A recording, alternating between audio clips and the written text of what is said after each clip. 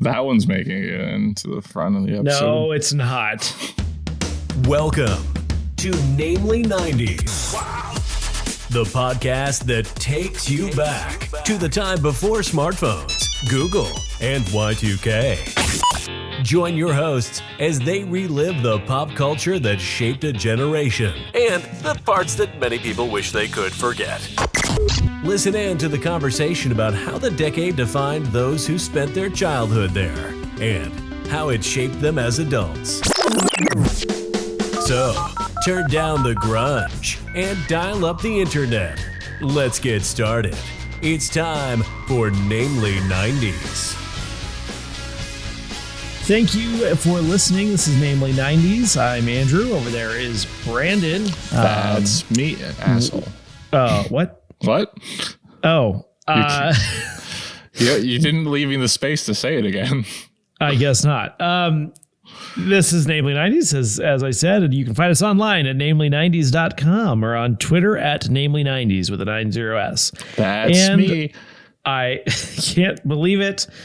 It is episode 31, our final episode of 2020. That doesn't sound right. Oh. No, it is right. Is it, though? Because we have 12 episodes coming up. I know. Okay. It's our last regularly scheduled episode. Before we move into our holiday special, let's talk a little bit about that. Yeah. Tentatively titled, because we don't know what we're actually going to call it, 12 Days of Christmas Specials, Holiday of Garbage. I don't know. What should we call it? I don't know. Yeah. We'll have more info. Maybe I'll even dub over it like right now. Isn't that interesting what it's called, Andrew? I know. What a great name. And tell me more about the dates this runs through. Well, good thing that was just a blank space that no one heard a name for. So starting next Monday, the 21st of December, we are going to be starting a 12-day episode of, or a 12-day run of episodes specials. So every day, daily episodes, daily, coming out at midnight Pacific Standard Time. So on the 21st, we'll get the first day of our Christmas specials. And right now it's looking like we're going to be watching Xena, Warrior Princess. I believe it's called a Solstice Carol. And we're going to be commenting on that. We're going to be bringing in hopefully a guest to talk about it. And it's just going to be...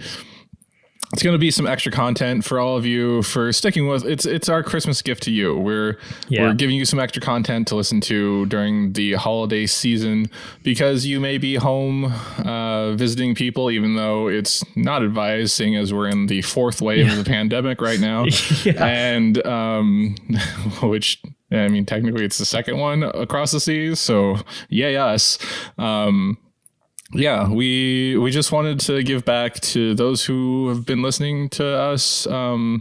Because there's always that no man's land of podcasts in that 3 weeks. Oh yeah, like everyone's there's nothing. I need to go on vacation. I need to do holiday stuff. I need to do holiday shopping. We're going to do that. Plus, we're going to record 12 extra episodes that you can listen to. While you're driving to the store. While you're driving to, that's what I do. So this is based off of another podcast that I used to listen to that is now gone, called the Half Hour Happy Hour. They did something called Drunksmas, where they recorded 12 episodes in one batch and had guests on, and just gave us some extra content to listen to while, going to the store, doing daily tasks, existing with family. And I really appreciated it. So I hope that someone out there appreciates this as well. And we'll be back, right, with our regularly scheduled programming on, is it January 4th? January 4th. That was your decision. The specials will run daily from the 21st to the 1st of January. And we will be right back at it on the 4th, although it's been recorded prior to us recording the specials, I think, just just based off of our schedules right now. But yeah, our first real, I mean, we'll talk about it on the special, the last episode of the special when our real next year episodes will be airing. Yes.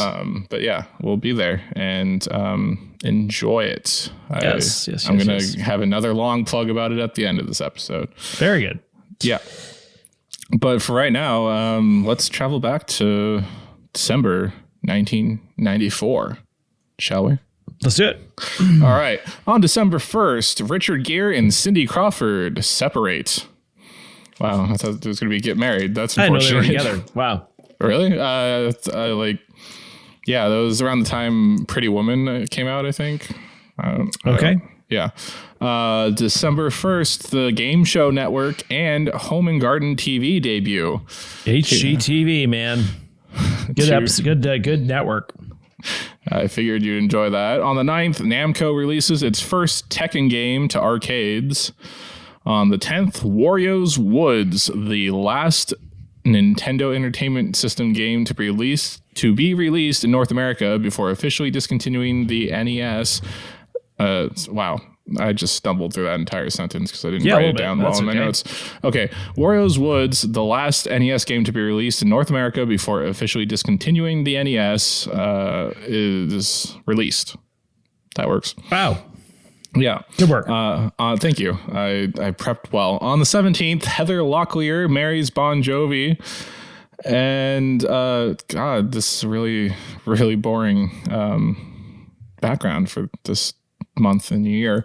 December 19th, Rolls-Royce announced its future cars will have V12s and will be produced by BMW. Very economical. Mm-hmm.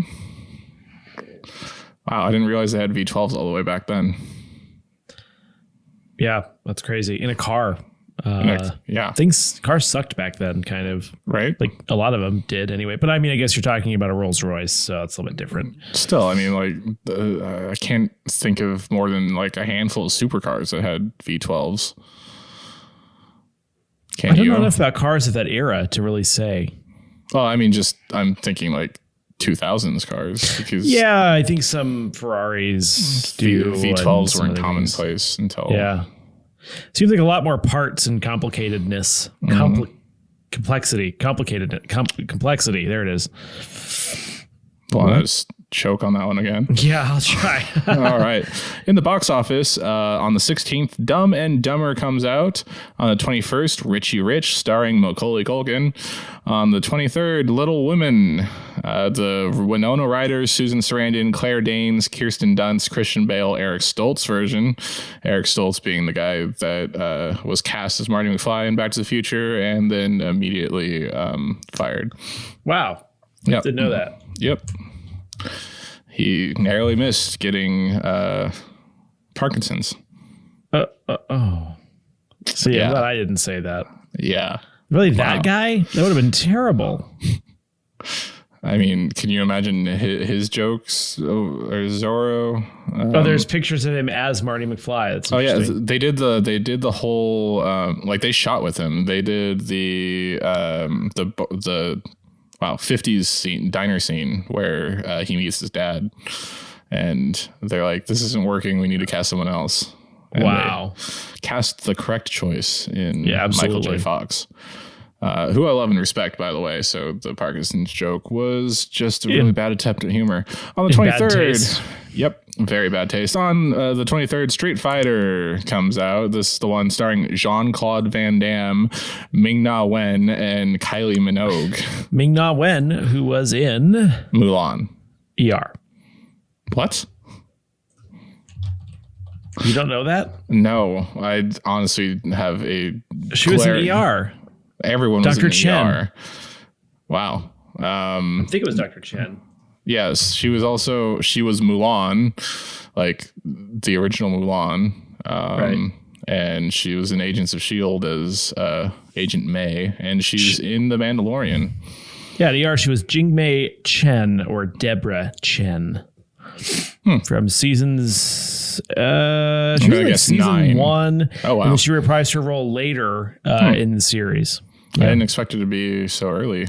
I mean, Yeah, I she guess played alongside John Carter as a another like med student. I guess those early actors were a lot of movie actors. Now that I think about it, Yeah, Clooney, Goose. Oh yeah, Apparently Mina. And then in the Billboard charts, number one for the first 2 weeks in 1994 was On Bended Knee by Boyz II Men, followed by Here Comes the Hot Stepper by Ini Kamoze. Yeah, so this is this you would recognize the song. This is the song that goes na na na na na na na na na na na. Yeah. No. And then the Boyz II Men take it back for the last week. And then also on the charts for the third week in December, number 6 is I'll Make Love to You by Boyz II Men. Number 8 is All I Want to Do by Sheryl Crow. Number 11 is I'm the Only One by Melissa Etheridge. Number 13 is Turn the Beat Around by Gloria Estefan. Number 14, Tootsie Roll by the 69 Boys. Don't picture that in your head. Number 18 is I'll Stand By You by the Pretenders. And finally, number 24, What's the Frequency, Kenneth by R.E.M. Usually I know more stuff as the years get more recent, but wow. Yeah, this was a real barren, rough one. Yeah. Which is why I have some Christmas gifts for this year. Yes, very good. Yeah, so number 1 would be Power Rangers action figures, Biker Mice from Mars action figures, Cabbage Patch Kids, and Silly Putty and Dear Diary. Is it a diary about deer? No, it's spelled D-E-A-R. So what do you want to talk about? Well, I mean, obviously, you know what I want to talk about. Little Women? Yep. No. So my uncle in California got me the Mighty Morphin Power Rangers Megazord for Christmas that year. Yes. Yeah. Or I think it was the year before because Power Rangers started in 93. But it said that 94 was the year that they were the hot items. So I saved it for this episode. Yeah, there's photos of me getting it for Christmas. We flew out there. So we would have we'd have Christmas with my dad's side of the family in Washington on Christmas Eve. And then on Christmas Day, we'd fly to California. Right. And spend like a week or two with that's cool. Yeah, with my mom's side of the family, and he got me the Power Rangers Megazord, which I mean that was hard to get back then for Christmas that year, and I was elated. It's, if you don't remember, the Megazord is the giant robot that they fight in, which all the 5 dinosaur vehicles that they have transform into. Right. It was awesome. I remember that. I still have, there's photos of me playing with it in our family photo album, and I love that. And I just wanted to just go down the list of Megazords toys that I owned, because apparently I was a child much later into life than you were. So while I was doing some research for this episode, I was trying to remember which ones I had. And so I had the original Mighty Morphin Power Rangers Megazord. I wanted, but I never owned the Dragon Zord, which is the Green Ranger's vehicle. I had the Thunder Megazord. I had the Tiger Zord. That was from the second season when they got new power-ups and vehicles. New Zords. Yes. I know I had the Falcon Zord. I'm iffy on if I had the Ninja Megazord. That was the one that came out when around the same time as the movie Megazord, because the movie, I think, was canon to the series. Or no, it was a parallel universe. I don't remember.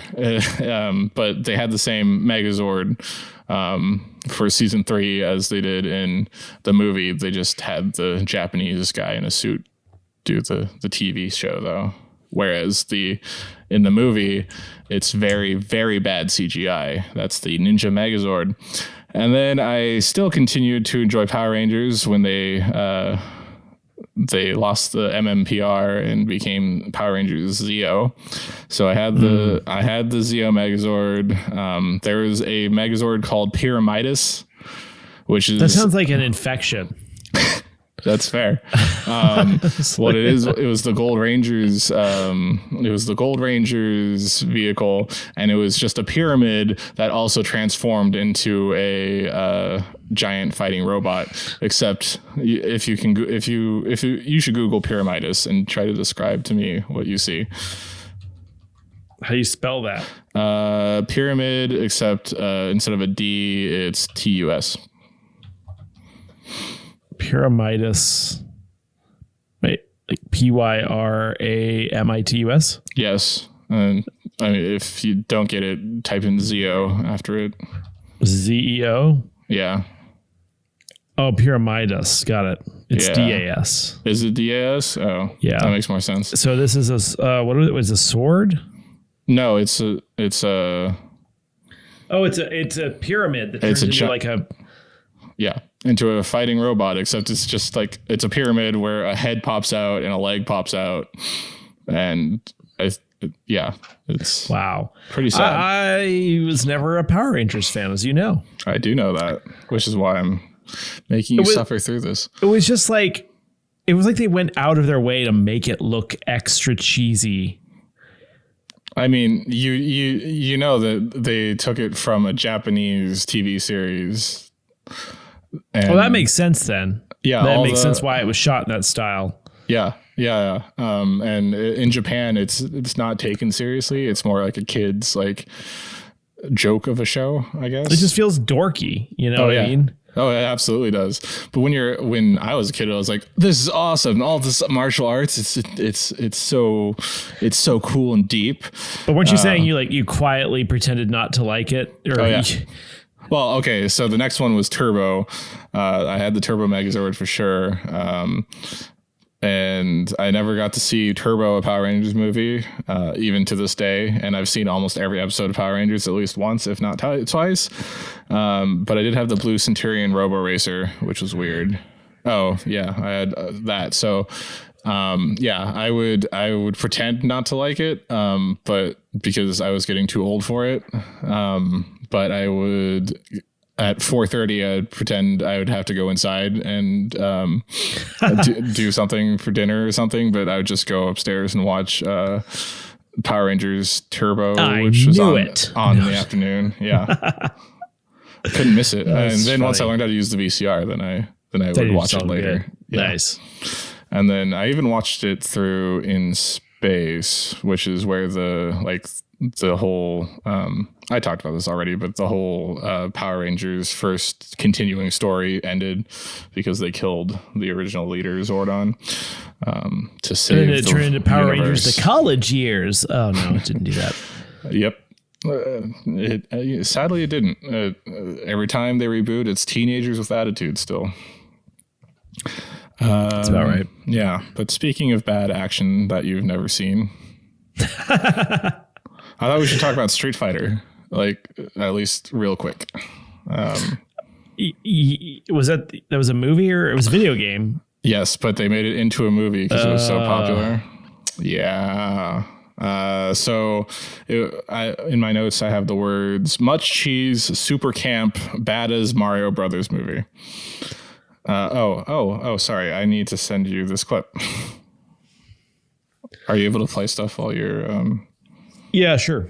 Okay. I think so. I'm going to send you this clip, and then I'm going to talk a little bit while you watch that. So we're about to find out. I just thought Jean-Claude Van Damme was the star of this movie, and he's playing Guile, who is supposed to be like the most white bread American, and it's Jean-Claude Van Damme. Oh, look at that guy's eyes. Oh my goodness. Oh yeah, that's the actor. The clip that he's watching right now is the final fight scene between just take the hostages out. Jean-Claude Van Damme and Raul Julia,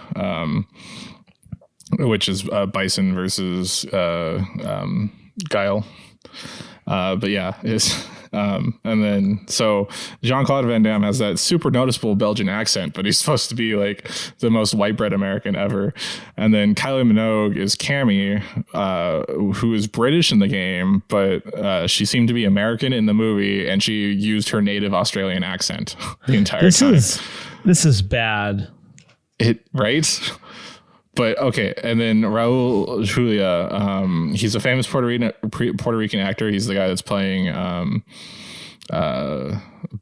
Bison right there. Is it Bison? I think it's Bison. And it's his last performance of his life, and he gives like such a superb performance with like real like. He acts the hell out of the role, even though it's a terrible and corny movie as it was. Like, but he's like, he knocks it out of the park for some reason. This is terrible. Yeah, it's really bad. And at the end, he dies and they all escape, and it's pretty bad. Oh, he's hitting his head on the thing is ringing like a bell. Ming-Na Wen is in it as Chun-Li. Chun-Li is probably the most recognizable Street Fighter and then character. She was in ER like the next season, maybe? Or right away, I don't remember. It'd be concurrent. Right around the same time. Yeah, 94. Yeah. Caleb, it's Ryu and Ken are in there, and they just look. I can't believe that this was something that people watched. Yeah. Well, it got critically panned, and good. There's like, I don't even think there's like fans of this movie, but it exists, and therefore we must talk about it. It's critically terrible. I just don't understand. Like, Jean-Claude Van Damme was a huge action hero at the time, but I don't understand casting him as again the most white bread. Like, he has blonde hair in the game. Like, he has like almost like a mohawk of white hair or blonde hair, and it's just like, Jean-Claude Van Damme, really? Wow. Yeah, I never want to see that again. Well, you don't have to, because I thought we should also talk about Little Women by taking a which Little Women sister are you quiz. Now, I have to be honest, I don't know much about Little Women. Neither the do show, I. movie. The book? Book? Movie? Show? It's a book. Well, so it's originally a book by, I want to say Jane Austen. Let's find out. Little Women. Keep safe search on. Oh, God. Written by Louisa May Alcott. Yes. If you know who would know the answer to that? Alex Trebek. He would. Just saying. I know there's characters named Meg, Joe, Beth, and Amy. Shut up, Meg. So we're gonna do a quiz. Let's do a quiz. Let's do a quiz. We haven't done a quiz in a while. Yeah, true. So this is BuzzFeed. Which Little Women sister best represents your soul? And it's from a community contributor, not the regular authors. But it has 210 points, and we'll have a link to this in the episode description, possibly, and sure. for sure on the YouTube and or blog post on our website. Okay. Question 1. How do you spend your free time? Creating, practicing, socializing, or helping? It's definitely not socializing for me. I don't really create. I don't really practice what? Oh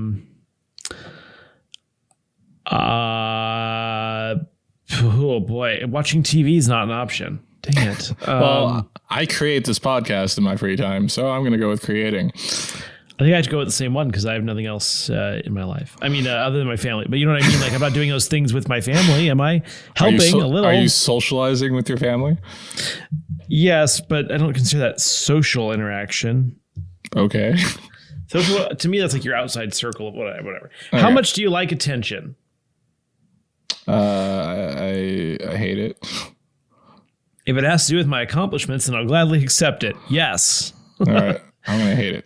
Do you hold grudges? I might do something to get back at you. Yes, forever. Forgive and forget is my motto. No one has ever done something to me for which I need to hold a grudge. I might do something to get back at you. Yes. Yeah, me too. Although we've had similar responses already. So, I mean, how far would you travel? Normally I would forgive and forget. So I'll pick that. How far would you travel? Unless we're playing within Rocket the state, I'd rather not travel far, internationally or nationally.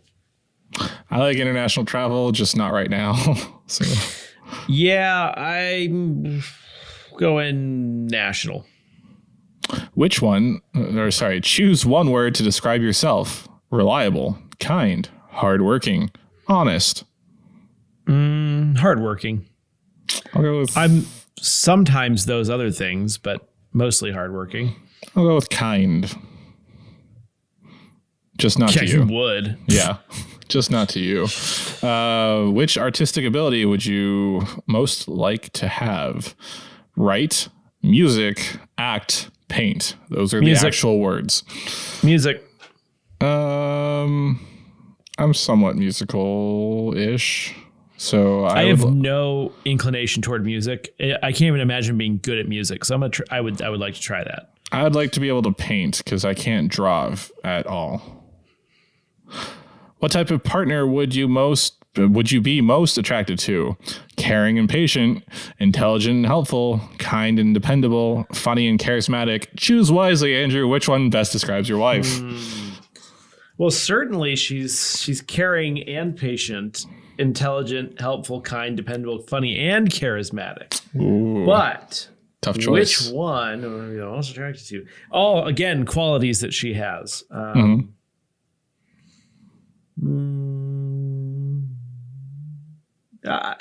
boy.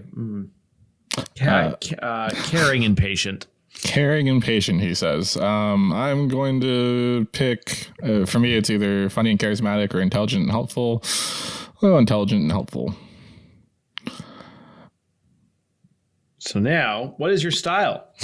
I don't have a style. Girly and feminine. Don't ask my wife which one I should choose. Classic and put together, or minimalistic and simple. I'm going Gangnam Style. No, that's not an option. I don't have a style.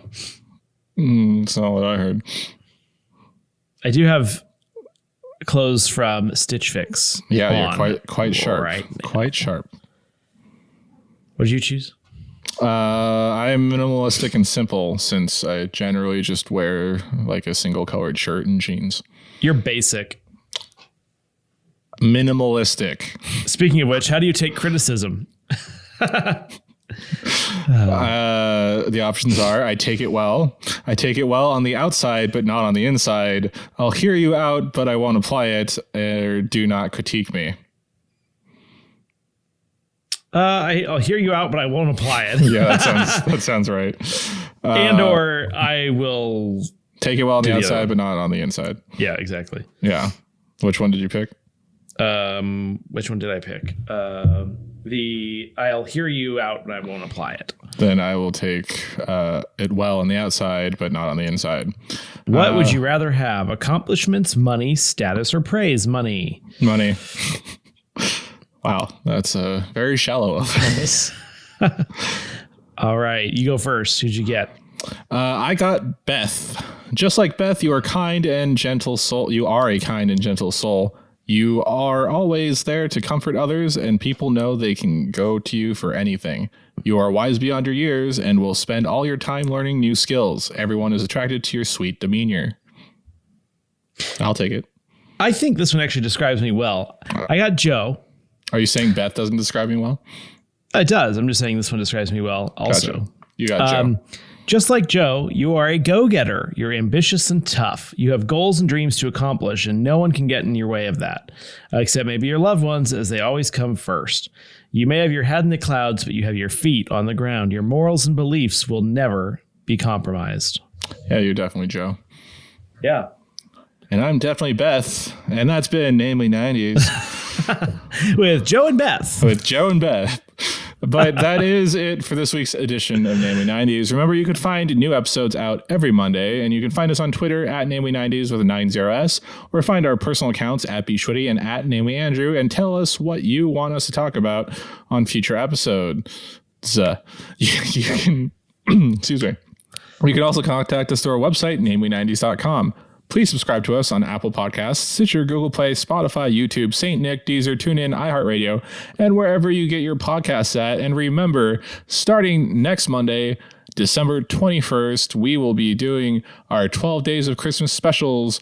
One episode per day, guests of different podcasts on, and random guests, I assume, of just things to talk about, episodes of 90s holiday television, and just to keep you entertained throughout the holiday. Please tune in. Please tell your friends. If you're looking for the perfect time to be like, hey, you guys should check out this podcast, because they tell me to tell people to check out this podcast every 5 episodes. This would be the one to do it, because we're going to it's not going to be a standard episode, but it is going to be fun, I hope. And so please do that. And remember, if you're on the Apple Podcast app, just swipe up a little bit, tap the 5 stars. You don't have to write a review unless you do want to. Yes. And we'll read it on the air probably, because it'll be novel to us. So indeed. I'm Brandon. That's Andrew. Merry Christmas, Happy Holidays. I think we've missed most of Hanukkah at this point, but we will catch you on our holiday special. Bye-bye. Bye.